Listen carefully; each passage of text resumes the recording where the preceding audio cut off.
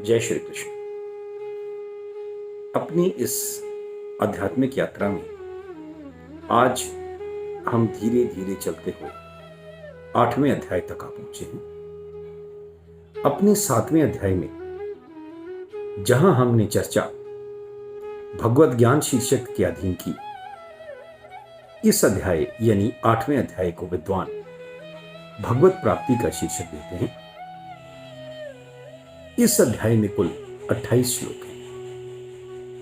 भगवान कृष्ण कहते हैं कि शरीर त्यागते समय मनुष्य जिस जिस भाव का स्मरण करता है वह उस भाव को निश्चित रूप से प्राप्त होता है। इस प्रकार जीवन के अंत में जो केवल मेरा स्मरण करते हुए शरीर त्यागते हैं वह तुरंत मेरे स्वभाव को प्राप्त करते हैं। इस बात में रंचक मात्र भी संदेह नहीं है। हम आमतौर पर देखते हैं कि अपने जीवन के अंतिम समय में भी इंसान अपनी भौतिक कामनाओं, राग द्वेषों व लालसाओं तथा उनसे उत्पन्न दुखों और इच्छाओं को नहीं भूल पाता और मरते समय भी फलस्वरूप उसकी कई इच्छाएं अधूरी रह जाती हैं, कई दुखों का मलाल रह जाता है। कहते हैं कि फिर वह इन्हीं चिंताओं को करते हुए, उन्हीं लालसाओं को, अधूरी लालसाओं को मन में रखते हुए प्राण त्यागता है। कहा जाता है कि यदि मनुष्य अपने जीवन के अंतिम क्षणों में धन की कामना करते हुए प्राण त्यागता है तो वह अपने अगले जन्म में सर्प योनि को प्राप्त होता है, जहां वह एक गुप्त धन की रक्षा करते हुए अपना जीवन व्यतीत करता है। अब उसके आसपास धन तो प्रचुर मात्रा में है, पर जिस अवस्था को वो प्राप्त हो चुका है, एक सांप की योनि को, उस अवस्था में उस धन का उसके लिए कोई महत्व नहीं रह जाता। पर क्योंकि उसने उस धन की लालसा से प्राण त्यागे, इसलिए उस धन की ही रक्षा का दायित्व उसे मिला, ऐसा धन जो अब उसके किसी काम का नहीं। कहा भी जाता है, दुविधा में दो गए माया मिली न राम।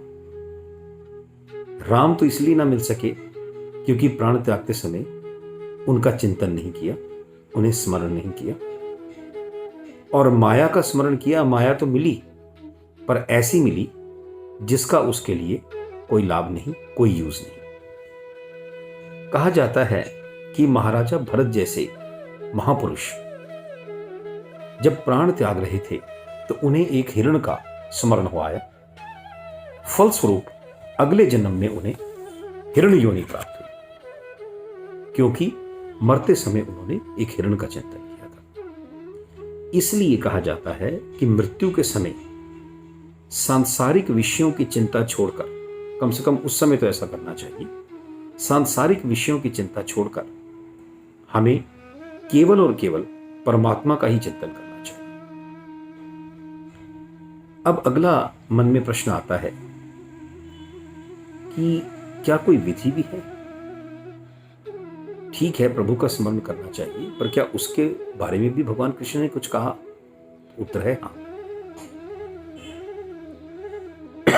क्षमा कीजिए, भगवान कृष्ण कहते हैं कि अपनी इंद्रियों के सभी द्वारों को बंद करके अपने मन को हृदय में तथा प्राण वायु को या तो दोनों बाहों के मध्य भाग में, या जहां हमारा तालु होता है जिससे हमारी जिह्वा कुछ अक्षरों का उच्चारण करते समय टकराती भी है, उस तालु की सीध में ऊपर सिर, यानी कि सिर का मध्य भाग अंदर से, उसका ध्यान करते समय अपने प्राण वायु को या बाहों के बीच या सिर के मध्य में केंद्रित करके मनुष्य स्वयं को योग में स्थित करे। इस प्रकार इस अवस्था में यदि एक ही अक्षर ओंकार का उच्चारण करते हुए तथा ईश्वर का ध्यान करते हुए ऐसा व्यक्ति प्राण त्यागता है तो वह परम लक्ष्य को प्राप्त होता है। भगवान कहते हैं कि पाताल लोक से लेकर ब्रह्मलोक तक सभी लोक ऐसे हैं जो दुखों का घर हैं, और यहां जाकर व्यक्ति जन्म मरण के चक्र से मुक्त नहीं हो पाता। कुछ पुण्य कर्म किए हैं तो ऊपर के लोकों में स्थान मिल जाएगा, लेकिन तब तक ही जब तक कि उसके पुण्य लोकों का फल क्षीण नहीं होता। जैसे ही क्षीण होगा उसे फिर से मृत्यु लोक में फेंक दिया जाएगा और कर्मों के अनुसार योनि प्राप्त करके जीवन जिएगा, और इस प्रकार यह चक्र उसका चलता ही रहेगा।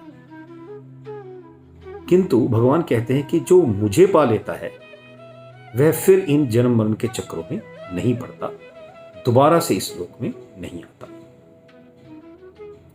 संसार की उत्पत्ति व प्रलय और फिर से उत्पत्ति के चक्र पर प्रकाश डालते हुए भगवान कहते हैं कि 1000 युग से ब्रह्मा का दिन और इतने ही समय से ब्रह्मा की रात्रि होती है। जब ब्रह्मा का दिन होता है तो इस जगत की, इस संसार की, इस ब्रह्मांड की उत्पत्ति होती है, सभी जीव प्रकट होते हैं, और जैसे ही रात्रि आती है विनष्ट हो जाते हैं।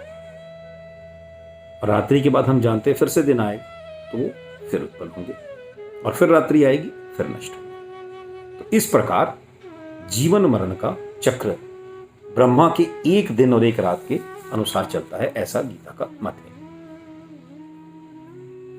इस अध्याय के अंत में भगवान कृष्ण कहते हैं कि वेदों के अध्ययन में, यज्ञ संपन्न करने में, तप करने में व दान देने में मनुष्य को जिन जिन फलों की प्राप्ति होती है वह सभी फल एक योगी सहज ही प्राप्त कर लेता है ईश्वर के परम धाम को पाकर।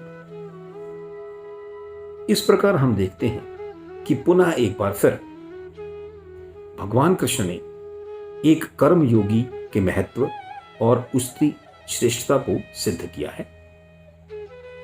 जैसा कि हमने 6वें अध्याय में भी देखा था कि भगवान कृष्ण ने कहा, प्रारंभ के श्लोकों में ही आता है कि वास्तविक सन्यासी व योगी वही व्यक्ति है जो कर्म फल के प्रति अनासक्त होकर निज कर्तव्यों का पालन करता है।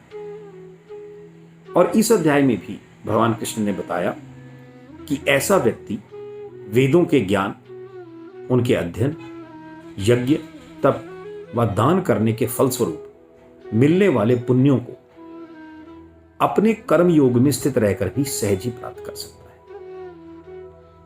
अब देखा जाए तो यह सरल भी है और कठिन भी। सरल इसलिए कि मनुष्य सोचता है कि ठीक है, इस संसार को छोड़कर जाना नहीं पड़ेगा, जंगलों में जाकर तप नहीं करना पड़ेगा, कुटिया में नहीं रहना पड़ेगा, कंदमूल नहीं खाने पड़ेंगे, और सामाजिक जीवन से कटकर नहीं रहना पड़ेगा, और फिर भी हम वैराग्य को प्राप्त कर सकते हैं, परम धाम को प्राप्त कर सकते हैं ईश्वर के। ये तो सरल है, पर वास्तव में ऐसा नहीं है।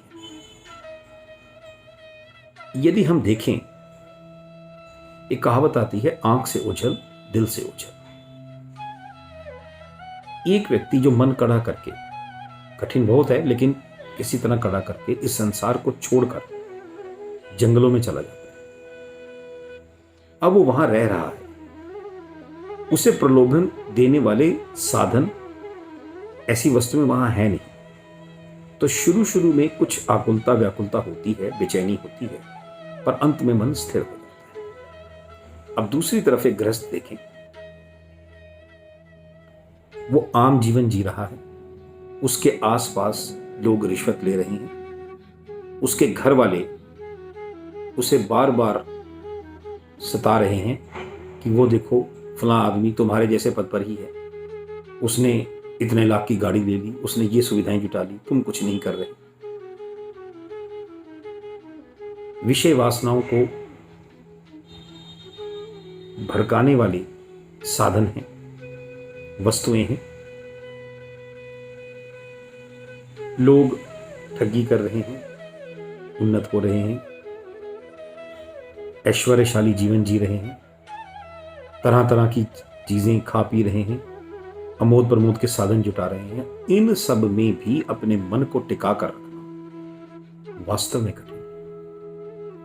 बार बार लालसाएं, कामनाएं, वासनाएं, इच्छाएं सताती हैं, रह रहकर सामने आती है और ये लगता है कि हाँ, एक बार करके देख लें। इन सब से मन को हटाना बहुत कठिन है। जैसे कि मान लीजिए एक व्यक्ति के आगे 36 प्रकार के व्यंजन रख दें और उससे उम्मीद करें कि वो साइड पर रखी हुई दाल रोटी खाए और इन 36 प्रकार के व्यंजनों को ना चखे, तो ऐसा मुश्किल है संसार में रहते हुए अनासक्त भाव से इच्छाओं को दबाना या होने ही न देना और सिर्फ अपने कर्म पर ध्यान रखना।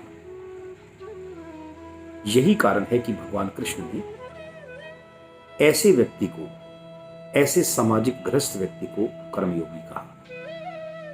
और इससे बड़ा उदाहरण क्या हो सकता है कि भगवान श्री कृष्ण स्वयं ही एक कर्मयोगी के जीवन को जिए, ग्वाल बाल के रूप में भी, एक राजा के रूप में भी, बड़े से बड़ा ऐश्वर्य देखा, बड़ी से बड़ी सुविधाएं देखी, लेकिन कभी भी उनका मन उनमें रमा नहीं, कभी भी अपने कर्तव्य पथ से डिगे नहीं। ऐसा ही जीवन खुद जीकर इंसानों को गीता के माध्यम से यह संदेश और यह प्रेरणा दे गए कि आप भी ऐसा जीवन जीकर मुझे प्राप्त कर सकते हैं। इन शब्दों के साथ मैं आज की चर्चा को यहां समाप्त करता हूं और इस विश्वास के साथ कि अगली बार 8वें अध्याय की चर्चा में फिर से मुलाकात होगी। जय श्री कृष्ण।